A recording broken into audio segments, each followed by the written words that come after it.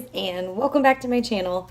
So I am just putting this little clip in here because you are about to see the second installment on my legal fitness series. This particular video is about contracts and sponsorship agreements and general things that you should look out for before signing one, and also some things to include if you are writing one. And I am using my iPhone right now because I broke my camera. So I filmed the entire thing vertically like an idiot because I had accidentally done that on a clip from another video and I was able to rotate it. Unfortunately, I can't rotate this because it flips me sideways. So that being said, there are going to be two black bars on the side of me. I thought about redoing it, but I listened to the video and I really like the content of it. I get the point across and it's not super lengthy, although I am a little wordy, so it's a little bit lengthy. And also my hair was done and I had makeup on because I had just gone back from work. So I really, I think it'll be fine, but I just wanted to give you this disclaimer and let you know that those black bars will be there. But this video is really something that you just need to listen to. So go ahead, clean your kitchen, do whatever it is you're gonna do right now. You don't need to watch, even though, my hair does look great. So I hope you enjoy it, and, let me know your thoughts, and I look forward to seeing you guys in the next video. Today's video is going to cover sponsorship agreements and what you need to know in order to protect yourself. So I'm going to be looking at my notes, which are on my computer.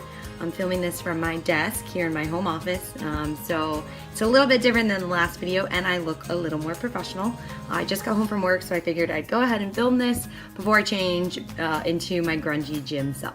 Now, let me just go ahead and throw out my little legal disclaimer here. These videos are information. They are not legal advice. I am a lawyer licensed in the state of Florida, but I am not your lawyer unless you hire me and we do one-on-one work together. Everything I'm going to discuss in this video will be based on US law, and I will be sure to point out when you need to look into your specific state and your specific state law. Alright, so I hope you guys are ready for this. Take some notes. I don't have anything written down for you to see. I will put some of the main points in the box below, so be sure to open up the description box.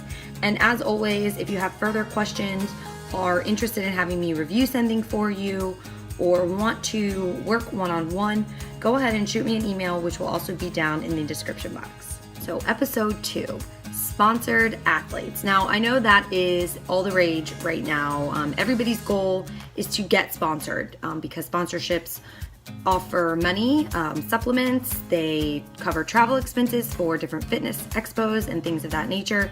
So everybody out there right now in the fitness space wants to get a sponsor of some kind. And this doesn't necessarily have to be personal. This could apply to gyms who want sponsorships. This could apply to events, anything along those lines. So if you are offered a sponsorship by a company or by even another individual, I'm going to just give you some of the basics that you're going to see in your sponsorship agreements. And then I'm going to give you some of the points that you need to look out for and some things that I think should be negotiated by you personally before you sign. First of all, you need to realize that you should negotiate these deals. You need to value yourself and your brand, and you need to protect yourself. So if someone offers you, you're new to fitness and someone says, hey, we want to sponsor you and give you supplements every month. And you look through the agreement and you say, this is really kind of one-sided. There are some things in here that I'm not necessarily sure I want to agree to. That's fine. Those are points that you need to go back to the company with, and you need to say, listen, I don't agree with this, and this, and these are my proposed changes. You don't need an attorney for that. You just need to have the knowledge of what it is you want to change and why you want to change it, and you should empower yourself to 100% go back to that company and ask for those changes, especially if they are very one-sided and it isn't something that's going to be good for you in the long run. First, when you get an agreement, read it. Read it all the way through. Don't skim through it. Don't look for bullet points. Read the whole thing. I don't care how long it is. Read it. If you don't have an attorney looking at it and eyeballing it and making sure everything looks good, you need to be sure to read it. Please don't sign anything without reading it. So some of the key things that are going to be in these agreements, I'm going to go over about 5 or 6 main things that I want you to look for and note on the agreement what they are, because they are important. The first point and the first, I guess, key thing to look for is how long is this agreement in place for? Does the agreement say when it starts and when it ends? Is there a renewal period for you that you have the option at after 6 months? You can renew the agreement for another 6 months or a year, etc. Is there a point in time when you can renegotiate on this agreement, right? So you're going to get an agreement. It's going to say, hopefully say this agreement starts on X date and will run through X date, at which point you can renew for another X term. Is there any point in the agreement that says on Y date, somewhere in between, you can renegotiate the terms of the agreement or renegotiate the length of the agreement? Anything along those lines. I would look for a renegotiation clause. I think those are really important. If there isn't one in your sponsorship agreement, ask for one. If you've been working for a company for about 6 months and you have about 6 months left on your agreement and things aren't working well for you, you need to be able to renegotiate that deal. So you want to have that clause in there before you sign the agreement. What are the terms for the contract coming to an end? Does it just come to an end on a certain date? Do you have to provide in writing that you are ending the contract? Can they end the contract early? All of that good stuff, you're going to want to look for that. And then you're also going to want to make sure that there's a way for you to end the agreement if the company is doing something that you find that is not in your best interest. So you need a clause in there that's going to explain how the agreement can be ended early and on what terms. And those terms need to be on your terms, not just on the company's terms. So the next main point that you need to look for is compensation. How are you being compensated for this deal that you are doing with this company? Are you being given supplements? Are you being given clothing? Are you earning a % of the profits? That needs to be spelled out in plain English in a way that you understand, so there are no questions. A lot of times these clauses can get a little tricky. If there's anything in it that you don't understand, you need to ask for clarification, and it is okay to have the company write it out in a better way that makes more sense to you. Also, same idea with this. Can you negotiate your compensation during the term of your agreement? You might want to have that in there as a clause. Part of the compensation clause could say something like, athlete agrees to receive X amount of supplements once a month and receive 5% of the profits that athlete generates. And then, just a little something that would say compensation is negotiable after 6 months of the term of this agreement, or 2 months, whatever it is that they agree to and that you agree to. You just might want to make sure that you throw that in there. The next thing you're going to want to pay attention to is what is it that you're being required to do? This is a huge one. Are you being required to attend certain events? If you're required to attend those events, is the company reimbursing you for any expenses? Are they paying for all of it? Definitely think about that. If they're requiring you to travel, be somewhere, do anything that's going to cost money, make sure that you are either A, being reimbursed, or B, that the cost is being covered in some capacity. I have seen an agreement that required somebody to attend 5 events per year, and the cost was all on that athlete. And I'm sorry, if that's a deal you want to make, fine, but I just think that that's not in your best interest. You're going to be spending a lot of money and not getting a lot out of it. Are they asking you to post on social media a certain amount of times per week? Is that something that you're comfortable with? If you're not comfortable with it, but you really want this sponsorship, just go back to them and ask, can we reduce this number, or can it be across all platforms? If they're very specific, saying we want once a week on Instagram, once a day on Instagram, twice a week on Facebook, that kind of thing. There is wiggle room in there. Make sure that you negotiate that. Another point to remember with this requirement, they are requiring you to travel. Please ensure that you ask for a specific notice period to be given. I have seen an agreement that required the athlete to travel, and she would be given 3 days notice. Now, for me, that wouldn't be enough time to get everything together in order to travel, especially if you have a full-time job, you have kids, you have pets, anything along those lines. So I would say, a week, maybe that would work for me, but 3 days isn't going to be enough. Make sure you're looking out for that. I've also seen agreements that require athletes to compete a certain amount of times per year. So you're just going to want to read through that and make sure if they are asking you to compete, that that's something you're ready to do and that those costs are going to be covered, because competition is not cheap. So those are the main points of contention, I feel like, in a lot of sponsorship agreements that I think you should be sure you negotiate and read very thoroughly and fully understand. There are going to be some clauses included in most agreements that you see, so I'm just going to tick through a few of those and let you know kind of what they mean and where to be worried if you see a certain clause. All contracts, and especially sponsorship agreements, are going to include things called indemnification clauses. And what is an indemnification clause?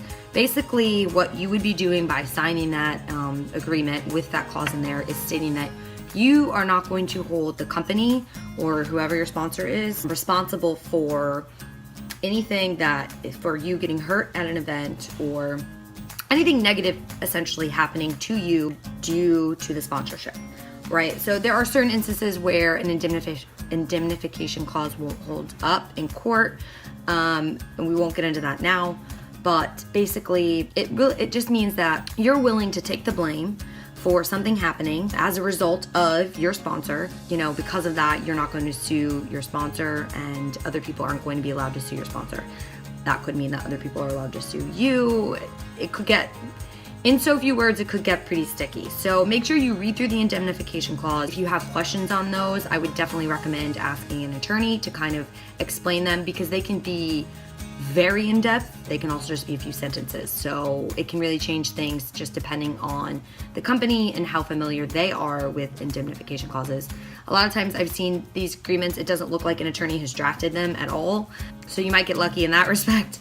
But that being said, look out for the indemnification clause and make sure you're comfortable with it. The next thing I would probably ensure that you include, if it's not there, is a confidentiality agreement. This doesn't necessarily have to be a separate agreement. This is going to just be a clause. And when I say clause, I just mean a part in the contract. So a confidentiality clause is important for you too. The company's probably going to have one in there because they don't want you telling everybody how they run their business, how they come up with their products, how they market their products, all of that. And that's fine. You should agree to that. You know, these people work very hard on their products and their services, and they want to keep that a secret, and that's totally fine. But you want to also make sure that you, in that clause, have a protection for yourself. You don't want the company explaining things about your personal brand or your personal life. You don't want them to be able to use that in any capacity. So just make sure that within the confidentiality agreement or clause, you are also protected. In the same vein is a non-disparaging agreement. So companies are always going to have a non-disparaging agreement with their sponsored athletes. I have seen it in at least 6 different agreements I've seen. Non-disparaging agreement basically just states that when the contract comes to an end, if your working relationship is over, you are not going to say bad things about that company or their product or their service or the people who run it. And that's fine. Usually it will say for 1 to 3 years, or it could be up to 5 years, you know, that you agree not to say negative things about them.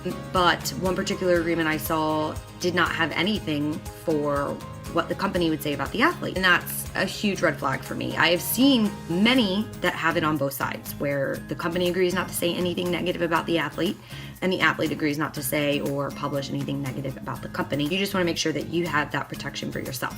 You don't want them writing things. You don't want them saying things to their other athletes. You don't want them spreading things within the industry about you as a person.